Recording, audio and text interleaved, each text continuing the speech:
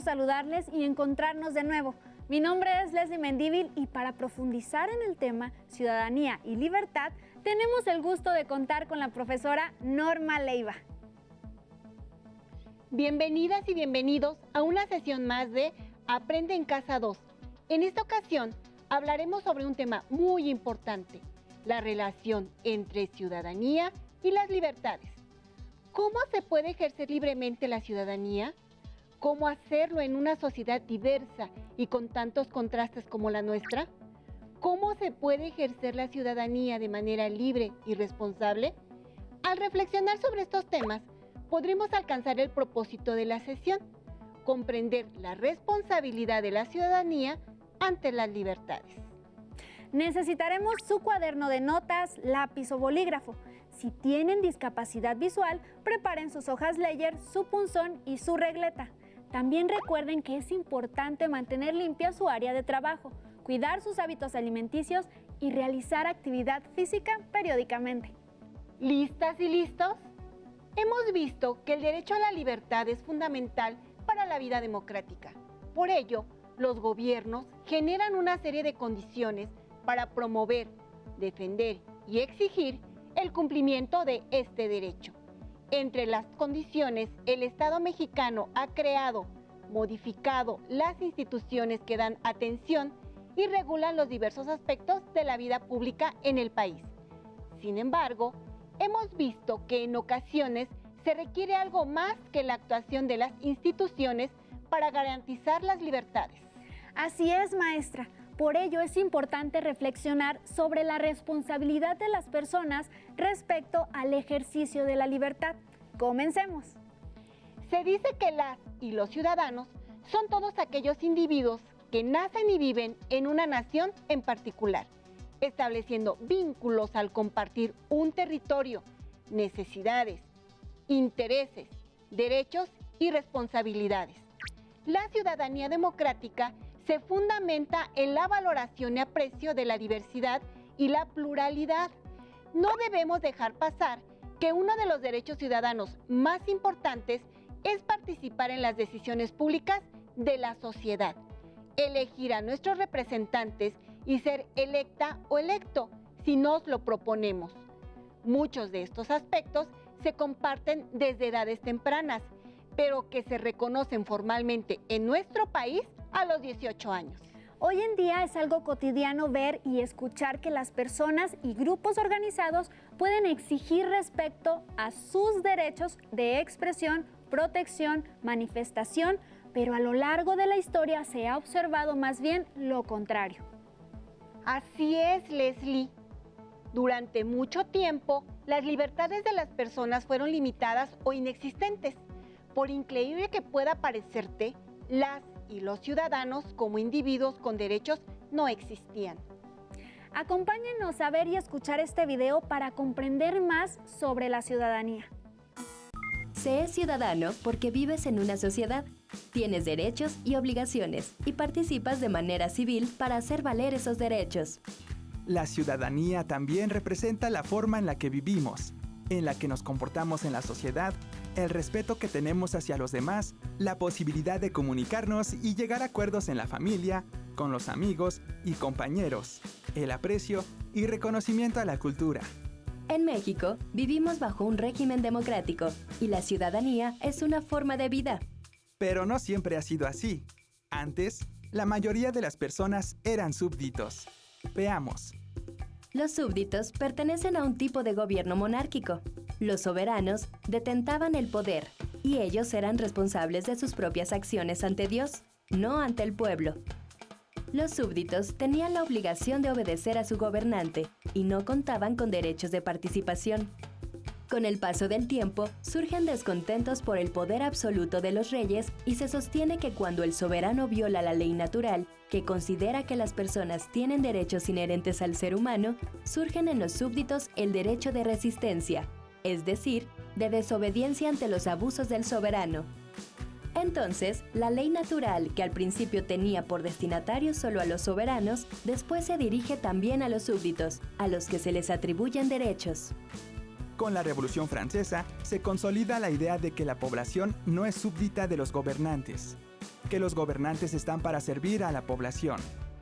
Ahí surgen las primeras formas de democracia.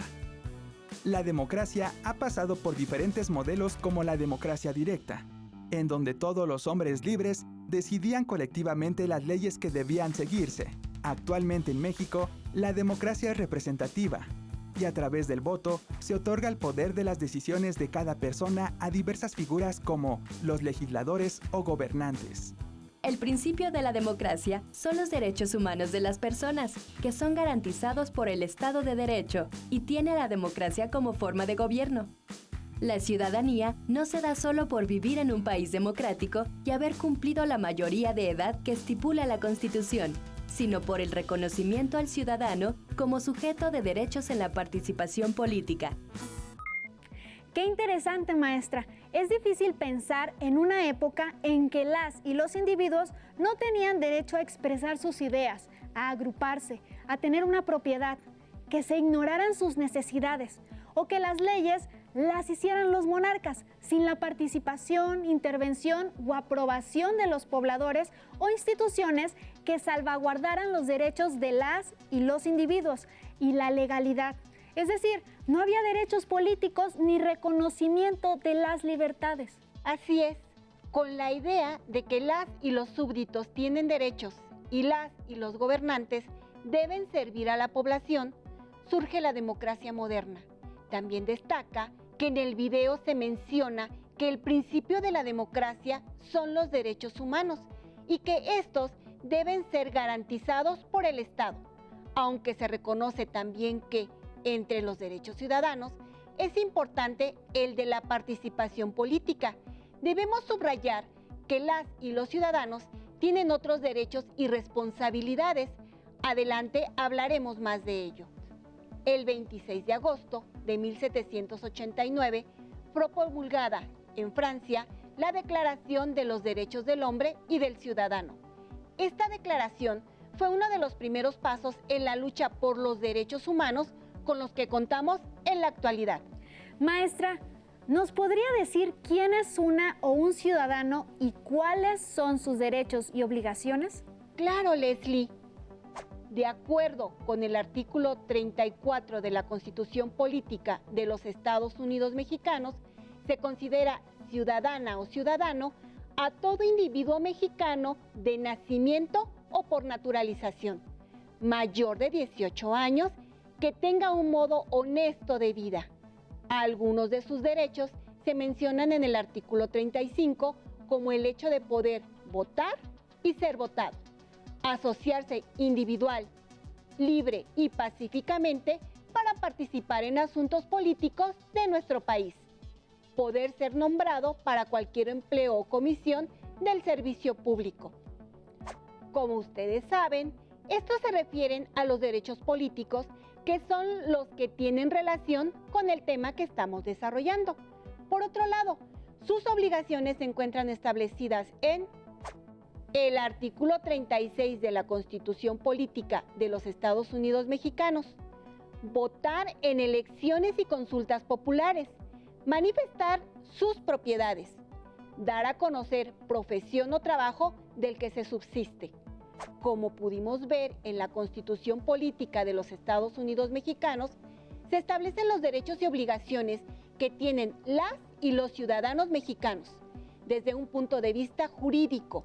Para ampliar esta visión, veamos y escuchemos cuáles son las dimensiones en las que se ejerce la ciudadanía. El ejercicio de la ciudadanía, desde su práctica diaria, se basa en 5 dimensiones y no se puede reconocer una sin la otra. Estas dimensiones son parte de las constituciones y de los pactos internacionales de derechos humanos. La primera es la dimensión civil de la ciudadanía, que se centra en la persona como individuo autónomo y donde el Estado debe respetar la libertad del ciudadano. Tiene 2 ejes, la igualdad y la libertad. La igualdad de derechos de todas las personas. Y la libertad, que implica hacer lo que no está prohibido por las leyes y que no daña a los demás, como la libertad de pensamiento, de religión y de reunión. Los derechos y obligaciones a la vida, a la propiedad, a la realización de contratos y a tener juicios justos son parte de la dimensión civil. La segunda es la dimensión política de la ciudadanía, que consiste en los derechos y en las responsabilidades de asociación y de participación en el ejercicio del poder político, como formar parte de los poderes ejecutivo y legislativo o ser elector. Los derechos que garantizan la ciudadanía política en México, además del voto, son el derecho a la información, a la propuesta ciudadana, a la vigilancia al gobierno, al juicio político a los gobernantes, a la manifestación, entre otros. La tercera es la dimensión social de la ciudadanía, que atiende los derechos y los deberes vinculados a la justicia social y a garantizar un nivel digno de vida en cuanto a vivienda, salud y educación. La ciudadanía social debe posibilitar al individuo las condiciones materiales de vida suficientes para que pueda ejercer realmente sus derechos. El Estado es el responsable de garantizar los servicios públicos, que estos lleguen a toda la población y evitar graves desigualdades sociales. La cuarta es la dimensión económica de la ciudadanía, que visualiza la economía como la producción de bienes necesarios para la subsistencia digna de la comunidad. Los derechos de los trabajadores y de los empresarios deben ir en función del trabajo digno y socialmente responsable. Y la quinta es la dimensión cultural de la ciudadanía, que considera el derecho al acceso a los bienes culturales como la arquitectura, escultura, pintura, las tradiciones orales, las creaciones literarias y la música. También considera el derecho a la diferencia y el respeto a ella, como son los grupos minoritarios indígenas, inmigrantes internacionales y quienes tienen distintas preferencias sexuales. Muchas veces no se cumplen las dimensiones de la ciudadanía y eso impacta a las otras. Entonces, si una persona no recibe servicios de salud, su dimensión social está en riesgo, su derecho a la vida y no podrá tampoco ejercer su derecho al trabajo, ni participar, ni tener acceso a la cultura que corresponden a las dimensiones civil, económica, política y cultural, por ejemplo. Maestra, la verdad estoy un poco confundida. Las 5 dimensiones en que puede actuar una o un ciudadano solo le permiten ejercer sus derechos a las personas mayores de 18 años. No, mira, Leslie, existen 2 tipos de derechos, civiles y políticos. Desde el momento en que nace una persona, goza de los derechos civiles, los cuales garantizan su integridad física y mental, su protección y le brindan condiciones para su desarrollo integral. Al cumplir 18 años, se considera que las personas acceden a la ciudadanía, sumando a sus derechos civiles los políticos.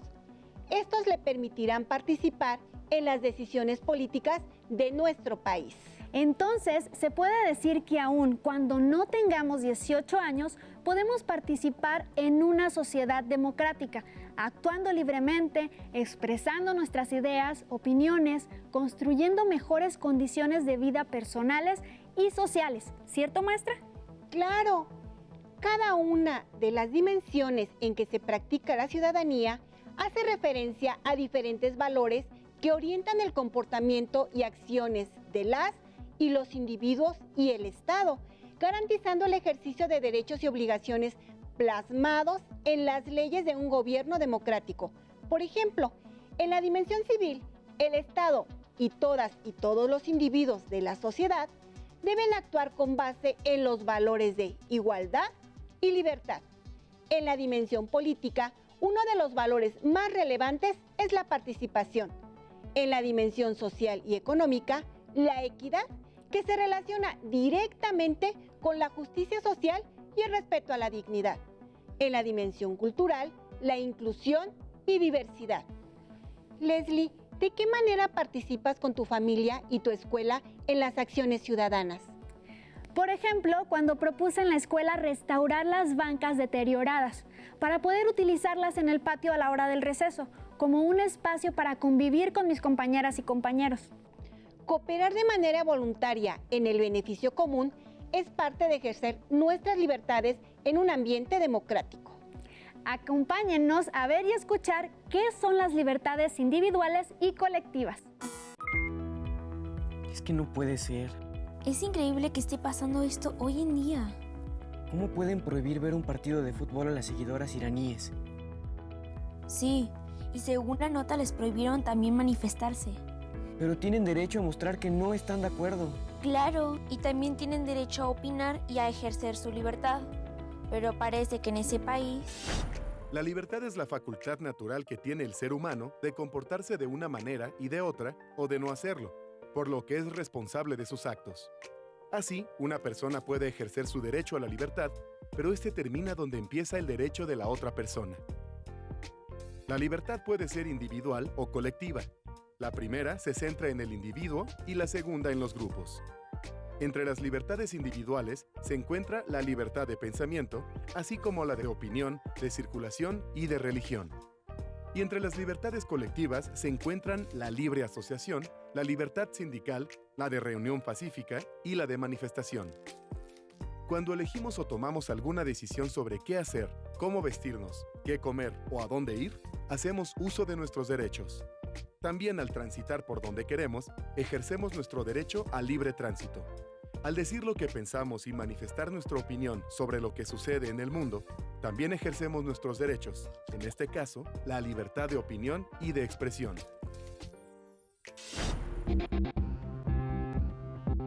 Primero hablaría con mis padres y les explicaría las razones, el por qué me gustaría practicar ese deporte.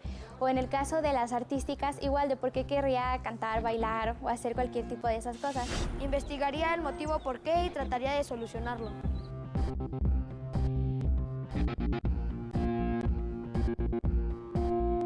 Pues en vez de ir al cine o al parque nos reuniríamos en una casa y si no me dejarían salir por videollamada o mensaje. Daría las razones por las cuales me gusta estar con ellos y llegar a un acuerdo.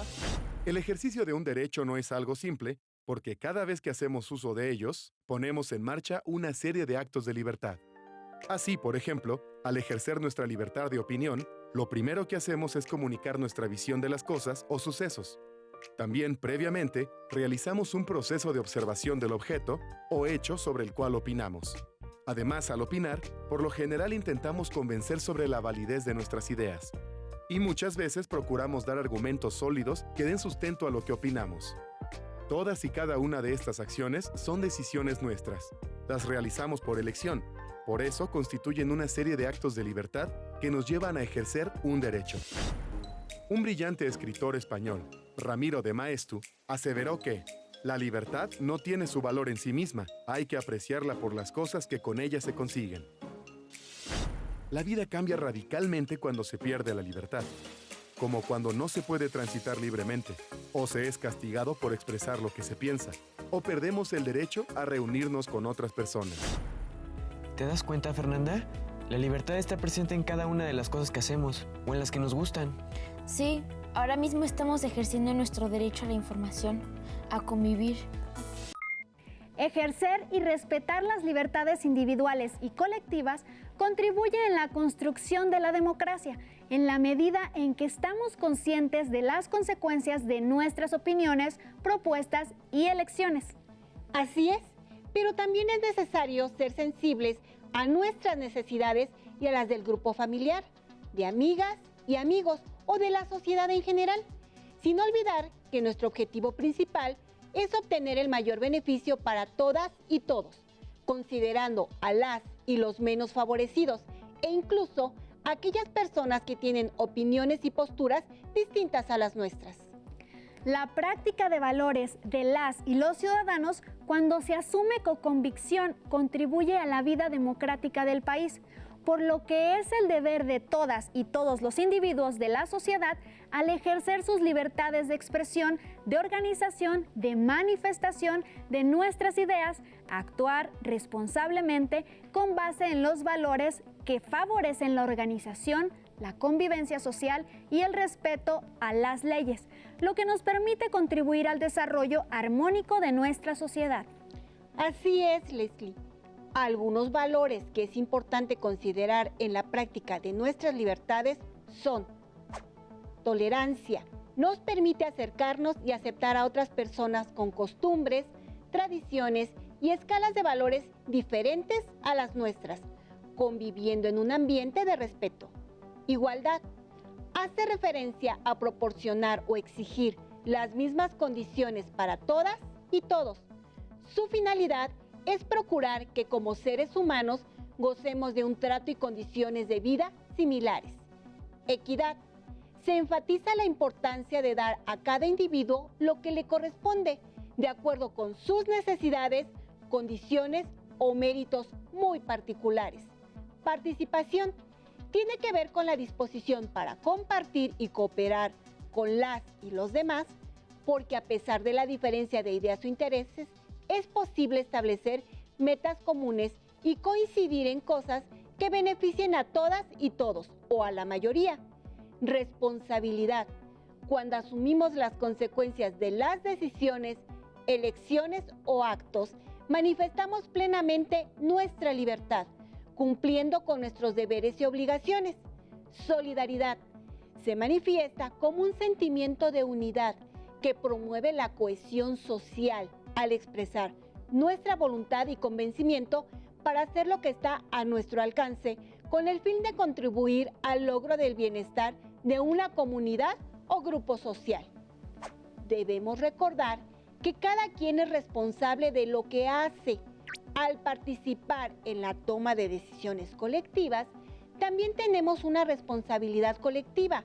Para responder a ella, es importante tomar en cuenta la integridad personal, el bienestar familiar de la comunidad y de la sociedad en general, aunque podemos darnos cuenta también que, en ocasiones, es necesario tomar prioridades. ¿Imaginan una situación en la que sus derechos y los del colectivo no parecen compatibles? Por ejemplo, si realizan una fiesta, ya es medianoche y sus amistades y familiares quisieran que siga, pero sus vecinos tienen derecho a descansar. En estos casos conviene actuar con responsabilidad y los valores que hemos mencionado pueden ser una herramienta para ello. Las y los ciudadanos ejercen su libertad cuando actúan conforme a los valores éticos que se mencionaron en el conocimiento, cumplimiento y defensa de los propios derechos y responsabilidades. El compromiso que todas y todos debemos asumir para actuar con base en valores nos permite establecer los límites indispensables de nuestras libertades individuales y colectivas para que la vida en sociedad sea posible, siempre pensando en el beneficio de todas y todos. Tengan presente que la participación como ejercicio de sus libertades requiere la intención de interactuar con otras y otros y conformar entre todas y todos un proyecto común. Pongamos en práctica todo lo que hemos revisado. ¿Qué harían si no se pudieran reunir libremente con sus amigas y amigos? Imaginen que en la situación de aislamiento social que estamos viviendo por la pandemia, algunas y algunos de ustedes y sus compañeros de la escuela quisieran reunirse para platicar, relajarse, compartir las situaciones que están viviendo, pero sabemos que no es adecuado, porque esto podría ponerles en riesgo y también a su familia. ¿Podrían identificar las libertades individuales y colectivas que están involucradas en esta situación? Retomemos este punto para que lo analicen mejor. ¿Tú qué dices, Leslie? Algunas de las libertades a las que tienen derecho las personas son: libertad de pensamiento, que me permite considerar que sería adecuado convivir con personas de mi edad para sentirme bien. Libertad de expresión, que me da la oportunidad de manifestar abiertamente que quiero reunirme con algunas y algunos compañeros para compartir situaciones que estoy viviendo. Libertad de libre tránsito, para dirigirme a donde yo considere conveniente para reunirme con mis compañeros y compañeras. Ahora, pensemos en la manera en que estas libertades se pueden ejercer con responsabilidad. La responsabilidad ante la libertad de pensamiento tiene como base el desarrollo de una convivencia armónica. Se trata de que todas y todos tenemos derecho a pensar sin que se nos impongan ideas.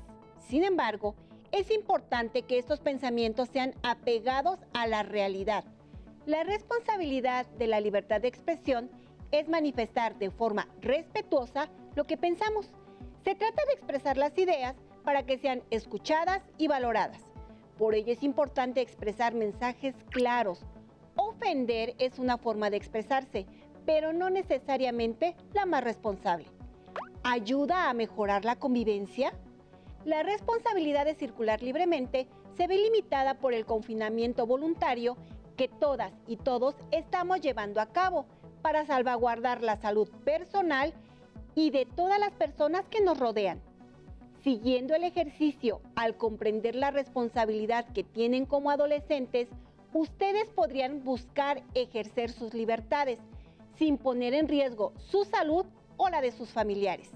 Es por ello que convendría buscar una forma de comunicarse y compartir, evitando propagar los contagios de COVID-19. ¿Cómo pueden comunicarse con compañeras o compañeros sin poner en riesgo su salud y la de su familia?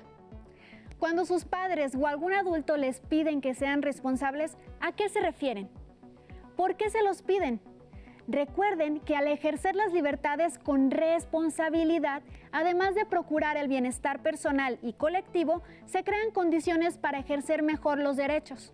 Elaboren un mapa mental sobre la relación entre ciudadanía, libertad y responsabilidad. ¿Cuál sería la posición que ocupa la libertad? ¿Cuál sería la posición que ocupa la responsabilidad? ¿Qué ideas se derivarían de estos conceptos? Comenten el mapa mental con algún integrante de su familia o alguna compañera o compañero de su escuela. Recuerden que para seguir aprendiendo pueden consultar su libro de texto de formación cívica y ética. También pueden compartir lo que aprendieron en esta sesión con su familia y amistades. Hemos llegado al final de esta sesión, pero aún nos queda mucho por descubrir, así que nos vemos pronto aquí en Aprende en Casa 2. Hasta la próxima.